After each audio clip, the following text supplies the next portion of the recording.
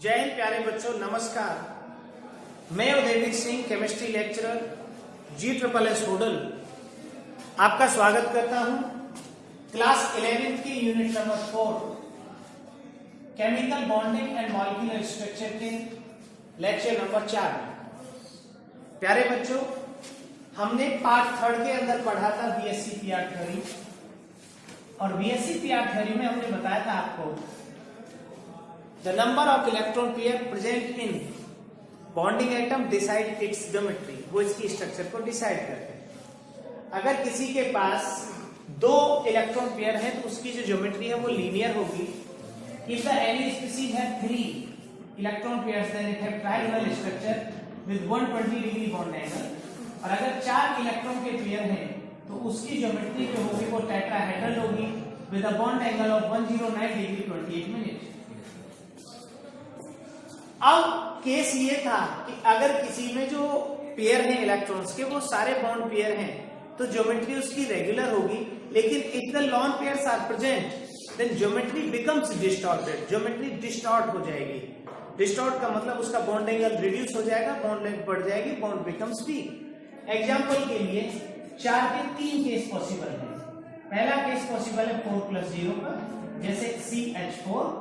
दूसरा case possible है 3+1 का, NH3 2+2, और 2+2 जैसे H2O। इसकी जो ज्योमेट्री है वो रेगुलर टेट्राहेड्रल है with the bond angle 109 degree. इसकी स्ट्रक्चर है pyramidal with the bond angle 107, और इसकी ज्योमेट्री है bench with the bond angle 104 degree. 109 degree 28 minute, 107 degree and 104 degree. So the presence of lone pair reduces the bond angle, और एक lone pair की जो presence है वो 2.5 डिग्री से घटाती है। इसका एक और एग्जांपल लेते हैं। If the number of electron pairs are 5 तो उसकी जो ज्योमेट्री है वो ट्रायगोनल बाइपिरामिडल होगी। Trigonal bipyramidal. अब इसके भी 4 केस पॉसिबल है। पहला केस पॉसिबल है इसका 5+0, फॉर एग्जांपल PCl5। इसमें 2 एंगल 90 डिग्री के होते हैं, बाकी 60 डिग्री के होते हैं। For example 4+1 SF4 square pyramidal structure हो गया। फॉर एग्जांपल ClF3 ये T शेप होगा, सॉरी 3+2 ClF3 ये T शेप होगा, और XeF2 ये केस है हमारा 2+3 का, और इसकी स्ट्रक्चर लीनियर होगी। So the presence of lawn pairs in the bonding species उसकी ज्योमेट्री को डिस्टॉर्ट करती है। अब इससे आगे की बात आती है कि अगर किसी स्पीसीज में लॉन पेयर प्रेजेंट है तो वो उनके किस किस गुण को अफेक्ट करेगा। तो सबसे पहले वो अफेक्ट, क्योंकि रिपल्सन होता है, रिपल्सन का ऑर्डर मैंने बता दिया था आपको। सबसे कम रिपल्सन होगा बॉन्ड पेयर के बीच, उससे ज्यादा रिपल्सन होगा बॉन्ड पेयर लॉन पेयर के बीच, और सबसे ज्यादा रिपल्सन होगा बॉन्ड पेयर लॉन पेयर के बीच। अब जैसे जैसे रिपल्सन बढ़ेगा बॉन्ड की लेंथ बढ़ेगी, और अगर बॉन्ड की लेंथ बढ़ेगी तो बॉन्ड एंगल घट जाएगा एंड बॉन्ड बिकम्स वीक, और बॉन्ड कमजोर हो जाएगा। अब ये सारी कहानियां चल रही थी बॉन्डिंग से रिलेटेड, इसने स्ट्रक्चर को एक्सप्लेन किया। इसके बाद एक बॉन्डिंग की और थ्योरी आई। आज हमारा मेन टॉपिक रहेगा हाइब्रिडाइजेशन, लेकिन उससे पहले हमें एक और चीज समझनी होगी, वो है orbital overlap concept for the bonding. Orbital overlap concept. प्यारे बच्चों, ऑर्बिटल ओवरलैप कॉन्सेप्ट का मतलब क्या था? वो ये कहता था कि जिन स्पीसीज के बॉन्ड में, जिन स्पीसीज के बीच में बॉन्ड बनता है उनके ऑर्बिटल्स आपस में ओवरलैप करते हैं। एग्जाम्पल के लिए एक ये हाइड्रोजन एटम है, उसके इलेक्ट्रॉन s ऑर्बिटल में रखे रहते हैं। ये s ऑर्बिटल है, इसमें इलेक्ट्रॉन है 1। ये दूसरा हाइड्रोजन है, इसका ये s ऑर्बिटल है जिसके इलेक्ट्रॉन बॉन्डिंग में पार्टिसिपेट करेंगे, और इसके पास भी इलेक्ट्रॉन 1 है। Then these two s orbital of one, एक ये अलग हाइड्रोजन का है, ये एक अलग हाइड्रोजन का है, then they come closer to each other, वो एक दूसरे के नजदीक आएंगे और नजदीक आकर वो एक दूसरे को ओवरलैप कर देंगे। और जब ये एक दूसरे को ओवरलैप करेंगे तो ओवरलैपिंग एरिया में इलेक्ट्रॉन का पेयर रख दिया जाएगा और ये कहलाएगा सिग्मा बॉन्ड। तो ऑर्बिटल ओवरलैप कॉन्सेप्ट कहता था कि atom the valence orbitals, the valence shell orbitals of different atoms come closer to each other, they combine with one another and the covalent bond is formed. The shared pair of electron is exactly placed between these two atoms, these bonding atoms, in the overlapping area. More the overlapping area, more the bond is strong. और इसी ये overlapping का ये मतलब है कि अगर इस तरह से दो एटम कंबाइन करें, ये दो स्पीशीज को ये ऐसे जुड़ सकते हैं, एक तो ये बॉन्ड हो गया, ऐसे जुड़ सकते हैं, ये बॉन्ड हो गया, एक ऐसे जुड़ सकते हैं, ये बॉन्ड हो गया, एक ऐसे जुड़ सकते हैं, ये बॉन्ड हो गया। तो ऑब्वियसली कि जब हम ज्यादा ओवरलैपिंग करेंगे तो बॉन्ड ज्यादा स्ट्रॉन्ग होगा। और इस ऑर्बिटल ओवरलैप कॉन्सेप्ट के अकॉर्डिंग जो हमारे बॉन्ड थे वो दो तरह के थे, एक था सिग्मा बॉन्ड, और एक पाई बॉन्ड। जो सिग्मा बॉन्ड है, सिग्मा बॉन्ड का साइन है ये, एक है हमारा पाई बॉन्ड। पाई का एग्जैक्टली मतलब होता है ब्रिज, पाई का मतलब होता है कनेक्टिंग। जब किसी एटम के सारी वैलेंसी सेटिस्फाई होती है सिंगल बॉन्ड के द्वारा तो बनता है सिग्मा बॉन्ड। अगर किसी एटम की सिंगल वैलेंसी से सेटिस्फाई नहीं होती सारी वैलेंसी सिंगल बॉन्ड से, तो वो जुगाड़ लगाने के लिए कि भाई मेरी वैलेंसी कैसे पूरी हो, तो एक बॉन्ड बनाने के बाद बाकी ब्रिज बनाता है, उस ब्रिजिंग बॉन्ड को हम कहते हैं पाई बॉन्ड। और पाई बॉन्ड को हम डिनोट करते हैं इस तरह से, ये पाई। अब प्यारे बच्चों हमें देखना ये है कि जो पाई बॉन्ड और सिग्मा बॉन्ड बनेंगे कैसे बनेंगे। जो सिग्मा बॉन्ड होता है ये एंड टू एंड और हेड ऑन ओवरलैपिंग से बनता है।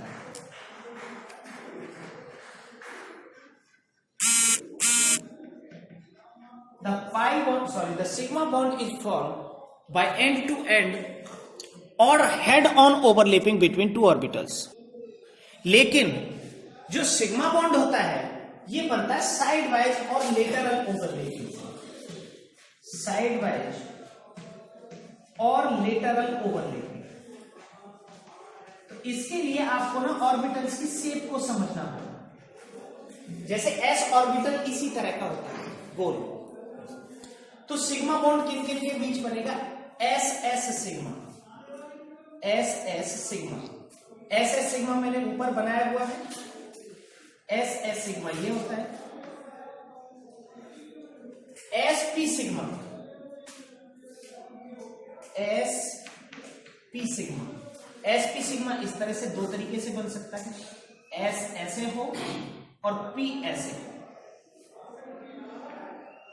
पी ये एस पी सिग्मा है।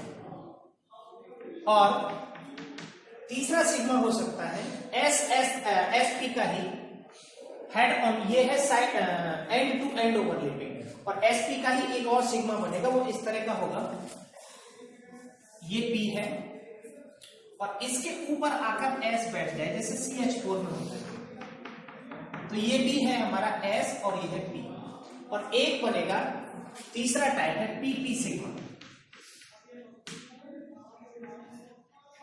और पीपी सिग्मा बनता है एक पी का ऑर्बिटल ये और एक पी का ऑर्बिटल ये दोनों आपस में इस तरह एंड टू एंड ओवरलैपिंग करें तो इससे हमारा बनेगा पीपी सिग्मा, ये पीएक्स है और ये पीएक्स है। तो ये हुआ सिग्मा। अगर मैं पाई की बात करूं, सिग्मा टोटल 4 तरीके से बनता है, S S, S P, P P और एस पी, ये 4 तरीके से बनता है। अब जो पी ऑर्बिटल होता है, क्योंकि पी ऑर्बिटल की शेप जो होती है वो इस तरह से होती है,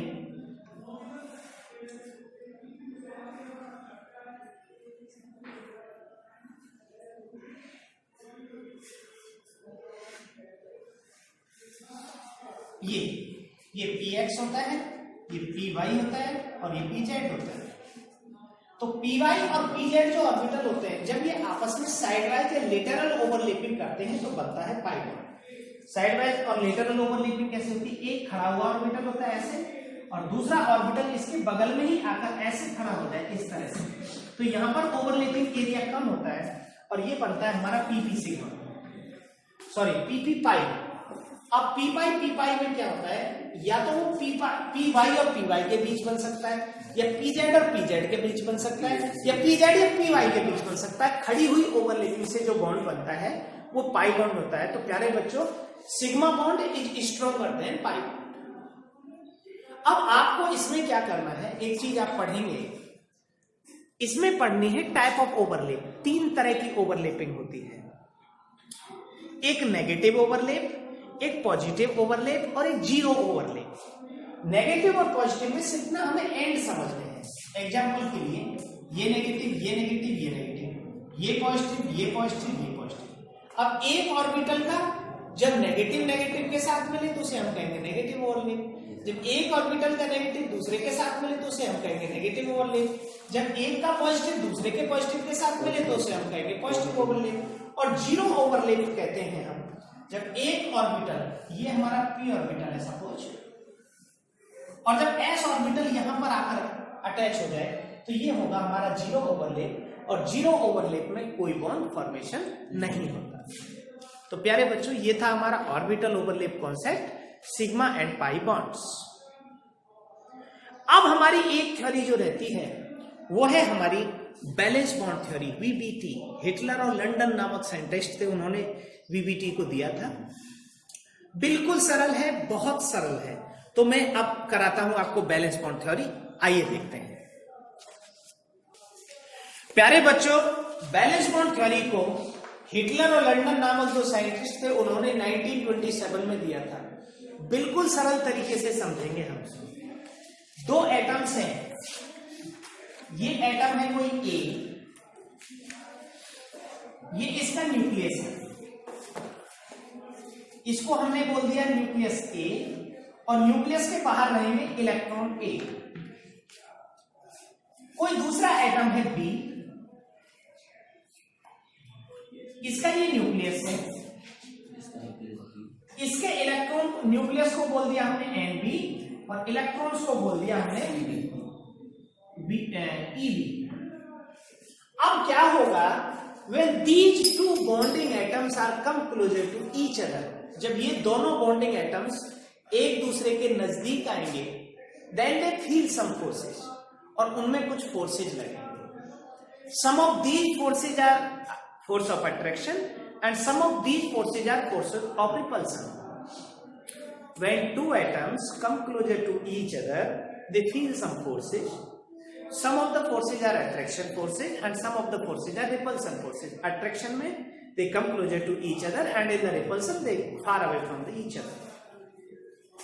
If the net resultant force is attraction, then bonding takes place. If the resultant force is repulsion, then bonding do not take place. Simple words में एग्जाम्पल देखते हैं। यहां पर जो अट्रैक्शन के फोर्स होंगे वो अपोजिट चार्ज के बीच में रहेंगे। तो न्यूक्लियस A और इलेक्ट्रॉन A के बीच में अट्रैक्शन होगा, ये है force of attraction.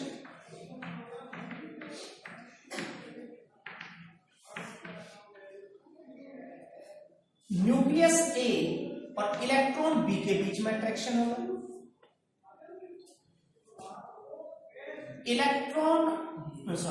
Nucleus B और इलेक्ट्रॉन B के बीच में अट्रैक्शन होगा, और न्यूक्लियस B और इलेक्ट्रॉन A के बीच में अट्रैक्शन होगा। तो ये 4 फोर्सेज ऑफ अट्रैक्शन है। दूसरा, रिपल्सन के कुछ फोर्सेज होंगे और रिपेल करेंगे सेम चार्जेस एक दूसरे को। कैसे कैसे देखेंगे जरा। इलेक्ट्रॉन A और इलेक्ट्रॉन B के बीच में रिपल्सन होगा। न्यूक्लियस A न्यूक्लियस B के बीच में रिपल्सन होगा। इलेक्ट्रॉन A इलेक्ट्रॉन A के बीच में रिपल्सन होगा, और इलेक्ट्रॉन B इलेक्ट्रॉन B के बीच में रिपल्सन होगा। अब हमें यह देखना है कि जो नेट फोर्स है अगर वो अट्रैक्शन का है तो बॉन्डिंग हो जाएगी, अगर the net force is repulsion then bonding do not take place. अब हमें ये पता कैसे लगेगा कि भैया इनके बीच में बॉन्डिंग हुई या नहीं हुई? तो बॉन्डिंग का पता करने के लिए हम उनका एक एनर्जी डायग्राम देखते हैं। अगर बिफोर बॉन्डिंग ये एटम्स हैं और बॉन्डिंग के बाद उनकी एनर्जी रिड्यूस हो जाती है, कम हो जाती है, तो बॉन्डिंग हुई है। बॉन्डिंग में हमेशा एनर्जी डिक्रीज होती है। तो इसके लिए आपको हीलियम का एनर्जी डायग्राम देखना है, और भी किसी भी मॉलिक्यूल का आप एनर्जी डायग्राम देखेंगे हमेशा बैलेंस बॉन्ड थ्योरी में यही कॉन्सेप्ट लगेगा, when the two atoms, atom A and atom B having the nucleus Na and electron Ea and the nucleus Nb and electron B respectively, when they come closer to each other, then they feel some forces, then they experience some forces. Some of the forces are attraction forces and some of the forces are repulsion forces. If the net force is attraction, then bonding takes place. If the net force is repulsion, then bonding do not take place. If you want to decide the bonding occurs or do not occur, then you can analyze their energy diagram. If the value of energy decreases, then bonding occurs. If the energy increases, then bonding do not occur. So this is the valence bond theory. प्यारे बच्चों, हम bonding के अंदर theory जो पढ़ रहे हैं उसमें सबसे पहले हमने लीविस थ्योरी पढ़ी थी, उसके बाद valence and electron pair repulsion theory, then orbital overlap concept जिसमें हमने सिग्मा पाई बॉन्ड को पढ़ा, और अभी हमने पढ़ी है बैलेंस बॉन्ड थ्योरी को। इसके बाद दो कॉन्सेप्ट रह जाते हैं जो बॉन्डिंग को एक्सप्लेन करेंगे। इसमें पहला कॉन्सेप्ट रह जाएगा हमारा हाइब्रिडाइजेशन, जो हम अभी कराने वाले हैं, और सेकेंड कॉन्सेप्ट रह जाएगा हमारा molecular orbital theory which is opposite of hybridisation. तो दोनों कॉन्सेप्ट को हम एक साथ डिस्कस करेंगे। आइए लेकिन सबसे पहले हम देख लेते हैं हाइब्रिडाइजेशन। प्यारे बच्चों, हाइब्रिडाइजेशन समझने से पहले सबसे पहले हमें समझना होगा हाइब्रिडाइजेशन की जरूरत क्यों हुई। हाइब्रिडाइजेशन की जरूरत इसलिए हुई जब दो एटम बॉन्ड बनाएंगे। फॉर एग्जांपल यहां पर 3 मॉलिक्यूल लिखे हुए हैं, CH4, NH3 और H2। यहां इन दोनों एटम्स ने बॉन्ड बनाए। कार्बन के पास अपने 4 इलेक्ट्रॉन थे और कार्बन ने 4 इलेक्ट्रॉन 4 डिफरेंट हाइड्रोजन्स के साथ शेयर किए।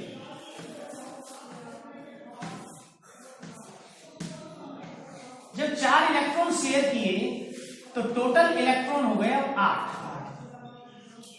अब क्योंकि वो तो अलग अलग एटम्स के अलग अलग ऑर्बिटल से आए हुए इलेक्ट्रॉन थे, तो इलेक्ट्रॉन जो होते हैं वो ऑर्बिटल्स के अंदर रखे जाते हैं। ये CH4 का लीविस डायग्राम है, इलेक्ट्रॉन डॉट स्ट्रक्चर।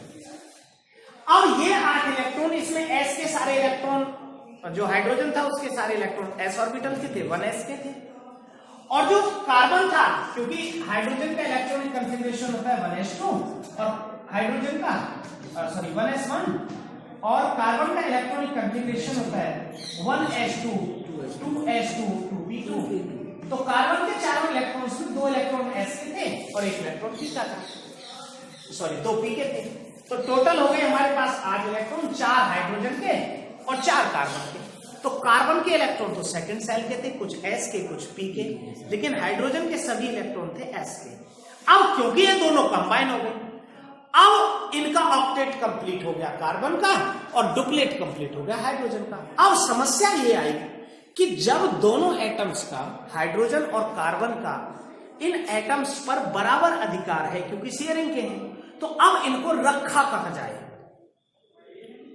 भाई डिफरेंट एनर्जी लेवल्स में डिफरेंट तरह के इलेक्ट्रॉन रखे जाते हैं। आपाउ प्रिंसिपल कहता था कि भैया पहले इलेक्ट्रॉन उन ऑर्बिटल्स में भरे जाएंगे जिनका एनर्जी कम होगा, the electron filled in those subshell first having the less energy. अब ये समस्या उत्पन्न हो गई। इसी समस्या के समाधान के लिए दिया गया हाइब्रिडाइजेशन का कॉन्सेप्ट। क्या कहता था हाइब्रिडाइजेशन का कॉन्सेप्ट? डेफिनेशन समझेंगे हाइब्रिडाइजेशन की, बिल्कुल सरल शब्दों में। डिफरेंट एनर्जी के ऑर्बिटल्स को कंबाइन किया जाता है। The orbitals of different energy combines to form the orbitals of same energy, और वो ऑर्बिटल्स उतने चाहिए जितने इलेक्ट्रॉन के पेयर होंगे। जैसे मैंने यहां लिखे थे आपको, जब मैं VSEPR थ्योरी समझा रहा था, 4 + 0 3 + 1 2 + 2। तो इसका मतलब हुए कितने ऑर्बिटल? 4 और 4।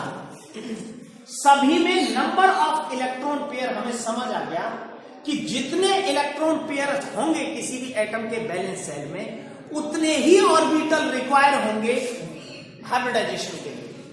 तो हाइब्रिडाइजेशन क्या है? The mixing of orbitals of unequal energy, mixing of orbitals of unequal energy to form the orbitals of same energy, to form the orbitals of same energy equal to the number of electron pairs. और electron pair कौन से? दोनों, bond pair भी plus non pair भी।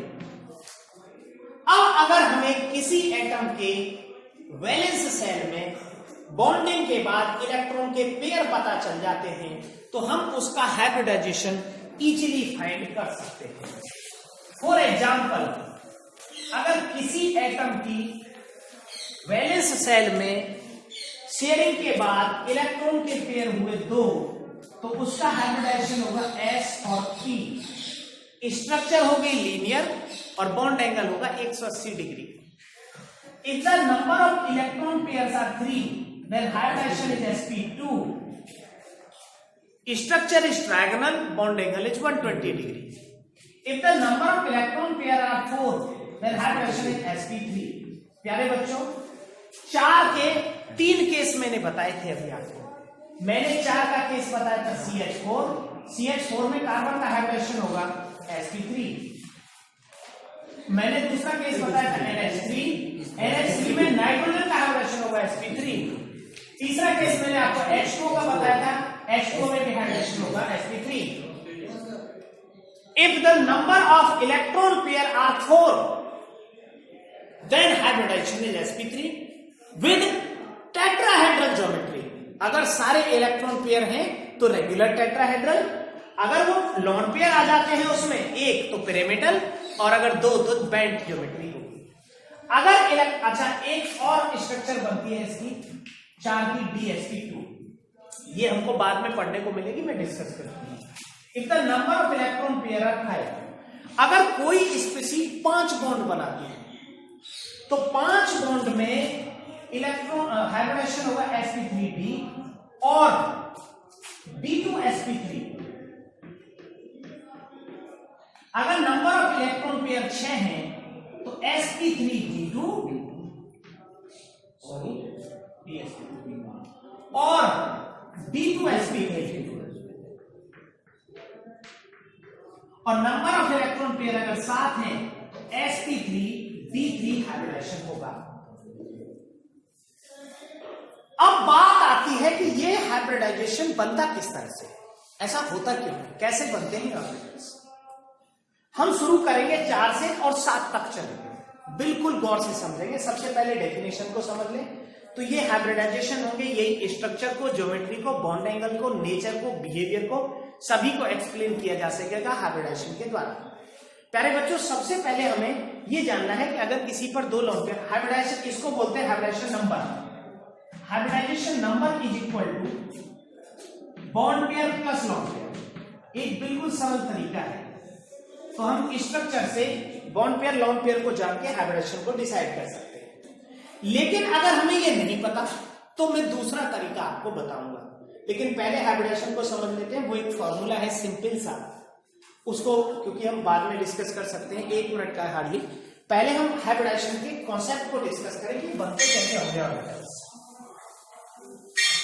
सबसे पहले हम समझेंगे कार्बन को, क्योंकि कार्बन बॉन्ड बना है तो कार्बन का हाइब्रिडाइजेशन है 1s2। अब क्योंकि 1s2 तो बैलेंस सेल नहीं है तो ये इलेक्ट्रॉन तो बॉन्डिंग में इन्वॉल्व नहीं होंगे। 1s2 के बाद 2s2 और 2p2, 2p2, टोटल 4 इलेक्ट्रॉन। अब जो 2s2 के 2 इलेक्ट्रॉन्स हैं वो तो इस तरह से आ गए, और 2p के जो 2 इलेक्ट्रॉन हैं वो इस तरह से आ गए। अब मान लो इसके पास 4 हाइड्रोजन आए जो ये कहें आकर कि भैया हमको तो सिंगल बॉन्ड बनाना है आपके साथ। अब क्योंकि इसके पास तो अनपेयर्ड इलेक्ट्रॉन 2 ही हैं, तो ये बॉन्ड नहीं बना पाएगा 4। कार्बन 4 बॉन्ड नहीं बना सकता, और यही होता भी है। कार्बन के ग्रुप का जो सबसे नीचे वाला मेंबर लेड है वो इन s के 2 इलेक्ट्रॉन को डिफरेंशिएट नहीं कर पाता, और इस कारण वहां 2 ही बॉन्ड बनते हैं, उसे कहते हैं इनर्ट पेयर इफेक्ट। प्यारे बच्चों, किसी भी एटम के वैलेंस शेल में 4, 5, 6, 7 इलेक्ट्रॉन अगर हैं, तो यहां जो s के 2 इलेक्ट्रॉन हैं, 4 मैंने इसलिए लिया, 3 से भी ले सकते हैं हम। 3 मैंने इसलिए लिया कि 3 के बाद s के बाद p शुरू हो जाता है, तो 3 वाला 3 बॉन्ड बनाए, 4 वाला 4 बनाए, 5 वाला 5 बनाए, 6 वाला 6 बनाए, 7 वाला 7 बनाए। वो तब पॉसिबल है कि जो पेयर्ड इलेक्ट्रॉन है वो अनपेयर हो जाए। तो s का ये वाला इलेक्ट्रॉन इधर जंप करेगा, सॉरी इधर जंप करेगा, और जब ये इधर जंप कर जाएगा तो एक s का और 3 p के px, py और pz ऑर्बिटल मिलेंगे, और 4 नए ऑर्बिटल बनेंगे, 1, 2, 3, 4, और हर ऑर्बिटल का नाम होगा sp3। अब 4 एटम आएंगे हाइड्रोजन के, और 4 एटम यहां कंबाइन कर जाएंगे, तो नए बनेंगे 4 बॉन्ड, एक इसके साथ, एक इसके साथ, एक इसके साथ। ये है sp3। एक s का और 3 p के ऑर्बिटल्स जब इन्वॉल्व हों तो हम इसे sp3 हाइब्रिडाइजेशन कहते हैं। जस्ट सेम कॉन्सेप्ट है फास्फोरस जब PCl5 बनाता है तो उसका कॉन्फ़िगरेशन होता है 3s2 और 3p3। s के दोनों इलेक्ट्रॉन यहां, p के तीनों इलेक्ट्रॉन यहां। तो इस स्ट्रक्चर को अगर हम देखें तो इसके अकॉर्डिंग फास्फोरस से कितने बॉन्ड बना सकता है? 3, जो कि 3 अनपेयर्ड है। लेकिन इसके साथ साथ यहां d पर एक खाली d ऑर्बिटल भी होता है 5।